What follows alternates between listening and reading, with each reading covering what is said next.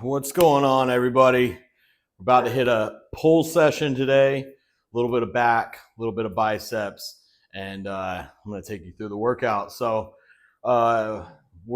it's Monday, just over a week post show. So I'm feeling pretty good. Everything's staying healthy, but I will say this: I hit legs on Friday, and I am still feeling destroyed from that because it was my first good leg workout. I didn't go insane with it. If you watched the video, I posted it up with a cheat meal. Go check it out. It was the last video I put up. I didn't go crazy with the leg workout, but geez, it was like my first real leg workout in probably like 2-3 weeks because of all the health problems and stuff I've had going into the show. Plus, you don't really train legs the week of the show usually, not hard at least, even if you can. So yeah, I am still destroyed, but my back feels good, and that's what we're hitting today. So we're going to start it off with a superset just to get the lats super pumped. All right, so we're going to do a straight arm pullover on the cables right into a lat pull down variation on the incline bench here. I'll show you. So we're just going for a really good stretch, really good contraction here. Just trying to get these lats warmed up, blood in them, pumped, and ready for the big movements.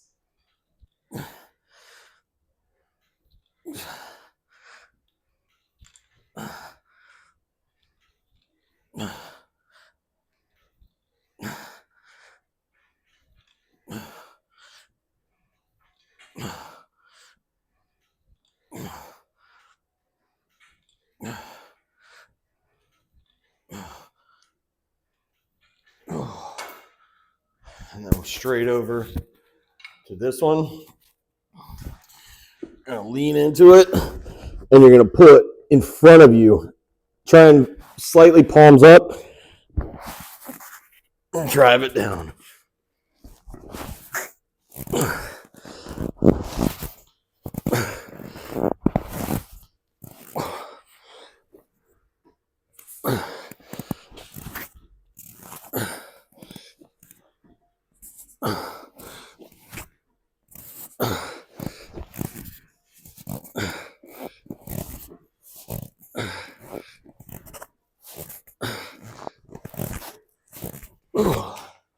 Ooh. The pullovers will stay fairly light. Get a really good stretch and squeeze on them. This one I'm going to keep increasing the weight till it's a hard 10, and then we'll move on to the big stuff.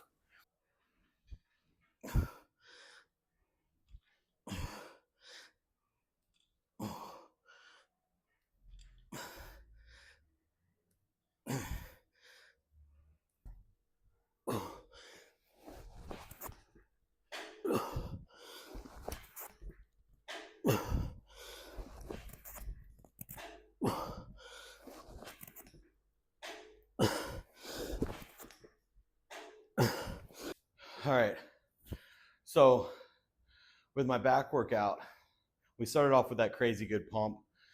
Lats are pumped. Everything in the back actually feels pretty pumped. So with my back workouts, I like to have two main movements. You'll notice with when I do a quad focused leg workout, there's really only one really like meat and potatoes movement. That's usually some type of squat motion, like the pendulum squat or a hack squat or a Smith machine squat. And then if I do a leg press after that, it's usually a little higher volume. Still go all out as hard as I can, but just not in like a lower rep range where I'm really pushing the intensity. So with back, I like two. I like a chest supported row to really build that upper mid back thickness, and some type of bent over row that's not chest supported. So you're building the erectors and all the way up through the mid back, the lats, everything. And I say the lats, that's all going to depend on where your elbow placement is. But you'll see when I do mine, I try and slightly tuck the elbows to get a little more lats out of it. So we're going to go to a chest supported row first, then we'll do the bent over one. And I'm doing that in this order mostly because I'm still recovering. I typically like to do the bent over first so I can go hard and heavy on that. But doing it this way, I'll get just as much out of it without having to go as heavy because I'll be a little more pre-exhausted. And I think that'll just be better on my system as I'm still recovering. So I'm going to shut up and lift. We're going to do a chest supported row. I've got this awesome gym pin handle, and you can adjust how wide you want it. I've pretty much found my sweet spot. So with this one, the elbows will be up a little higher. We're hitting more of that upper mid back. Like I said, I'm going to use the same handle on the bent over one, but I'll slightly try and tuck the elbows. The hardest part about this one's getting in position. Once I get more weight on there, this weight should be okay. So right here, chest supported, and get a deep stretch, let it fully round out.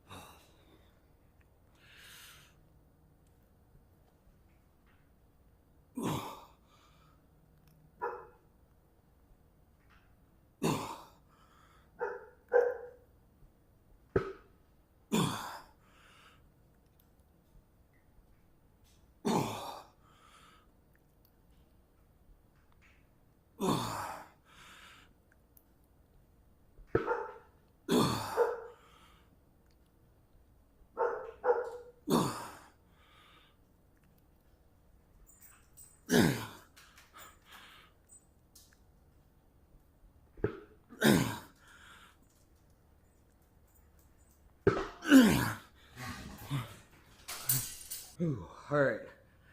We actually did 2 top sets on the chest supported row.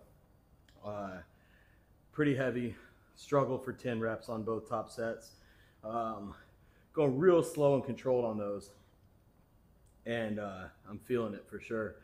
But typically I probably would have done 1 top set and 1 drop set, but I'm out here by myself, and that's just a pain exercise to try and do a drop set on. So I did two top sets, and I might do a drop set on this one when I get up to my heavy set. So when I say a bent over on not chest supported row, that can be so many different things. I personally prefer a Landmine T-bar row. It's just, I get the best control out of it, the best contraction, best stretch. Just my form stays better. You can do a bent over barbell row if you prefer those. You can do a dumbbell row if you prefer that.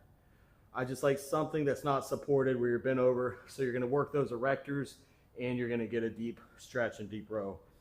And I'm not saying you can't do more than one. Sometimes I'll do this and a dumbbell row, but there's no reason for overkill. Most of the time I do have 2 back workouts in a week, and I'll do this on 1 back workout, and I might do either a single arm dumbbell row or a single arm cable row on the other back workout. But all right, let's see how this feels.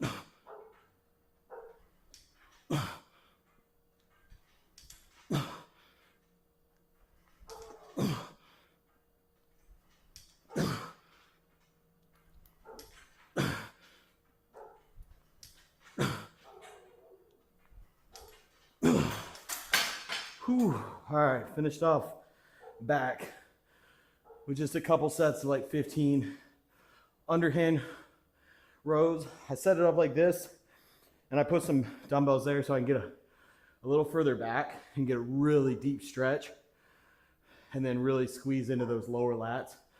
Once again, also hitting the erectors and the lower lats. The judges always tell me that the lower back area needs a little more thickness. So lower back, meaning lower lats and erectors. So, and it's not that I don't work them. I work them hard, but everyone's got their weak areas. So I think my back overall is pretty good, but that's the area that needs the most work. So we give it a little extra, and then finish off with probably just one bicep exercise. My arms aren't really a weak area, but they can always use a little bit of work. But we are flying, fingers crossed the hurricane that's coming in doesn't mess up our flights. We're supposed to fly out early Wednesday morning to Vegas for the Olympia, and I'll be getting some good workouts at all the cool gyms out there. Hopefully shooting some good content for you guys, and meeting some good people, hopefully training with some cool people while I'm out there collaborating with a lot of other people. And just when I'm walking around the expo, I always forget. I say I'm going to do it, and then I always just get caught up talking to people and stuff like that. But I'm going to try my best to vlog, you know, a day at the expo, the Olympia, walking around meeting people, seeing the booths. I'm not working any booths, so I'm just going to be out there having a good time. Hopefully run into a lot of people that are following me on Instagram and YouTube, and just, I love to meet everyone. And anyways, I'm hungry.